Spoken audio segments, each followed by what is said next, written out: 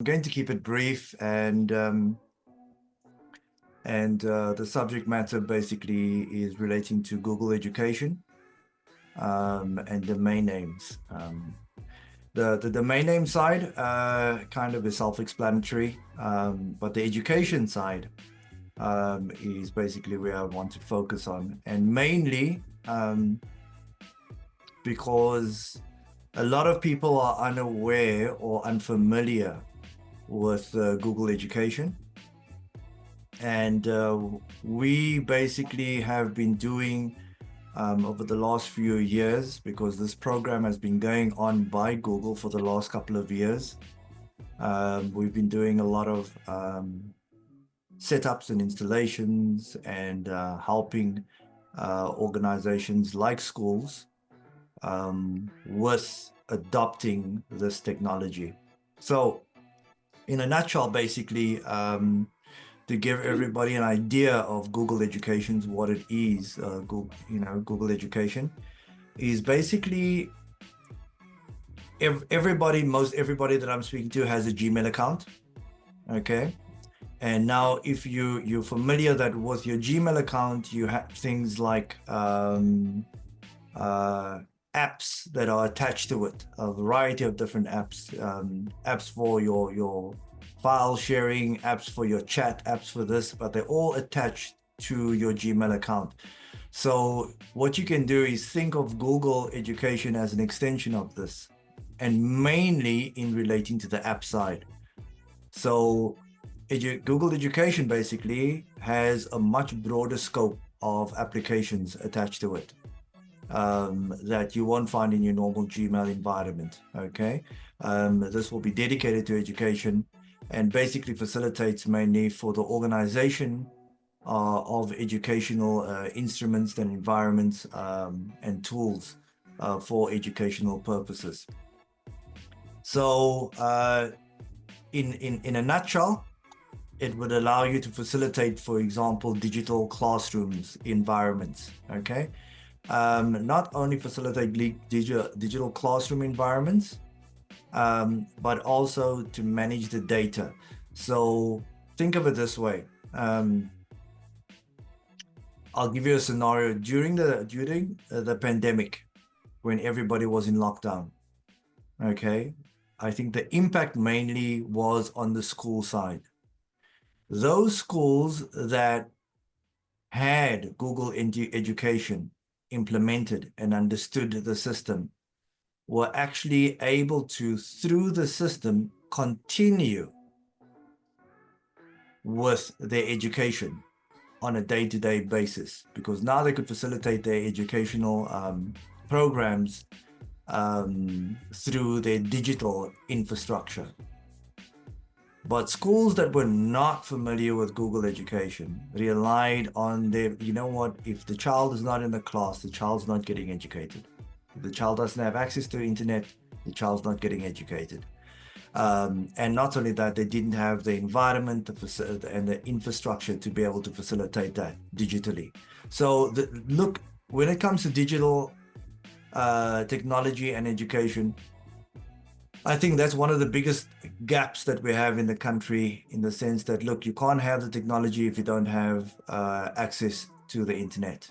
And that's why government's been pushing the last couple of years on the rollouts to rural areas, mainly to stimulate two things: business and to facilitate education, access to education.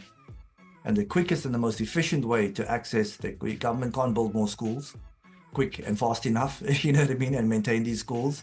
And not only that, you might have small little villages that are so remote, just with a handful of kids, but you can't build a school, it doesn't facilitate it. But you can still get them into a classroom, you know, and the easiest and most efficient way to do that is through digitizing the educational infrastructure, and a platform to utilize that for would be Google Education. Now, this is a very vast and intensive piece of application. Most importantly, I think what is notable is that it's completely free. It is absolutely 100% free. I mean, Google for Education, even though it's very first world orientated, very sophisticated, was designed for the purpose of deployment, access deployment to environments where education can't be met in the traditional formats. Okay. And in special circumstances like we had during COVID. Okay, when kids just cannot come to school because there's an infection or a virus running rampant. Okay, so the reality that we live with, that we live in, is that, look, it's impossible to actually roll out brick and mortar infrastructure, more schools, things like that. The only way forward, and we have access to these facilities, but nobody knows about them. You know, the majority of people, when they think about Google, they think Google email accounts and search engines. No, Google's much bigger than that. And as I said, it's free of charge. You know, so if anybody is an educator, it makes logical sense to look at these platforms, you know, to look at the digitization of their environments or their infrastructures, because that's where the future is.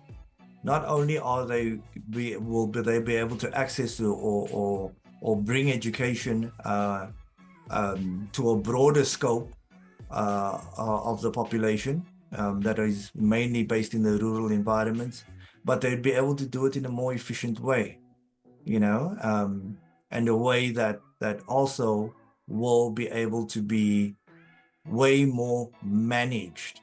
But yes, the big problem is adoption. Most people are not even aware that if you run an NGO, or if you are the principal or run a school, that these facilities are available by Google absolutely free of charge. So anybody in the audience there that is running an NGO or non-for-profit or things like that, I urge you please to go to Google and Google, just type in there Google for NGOs.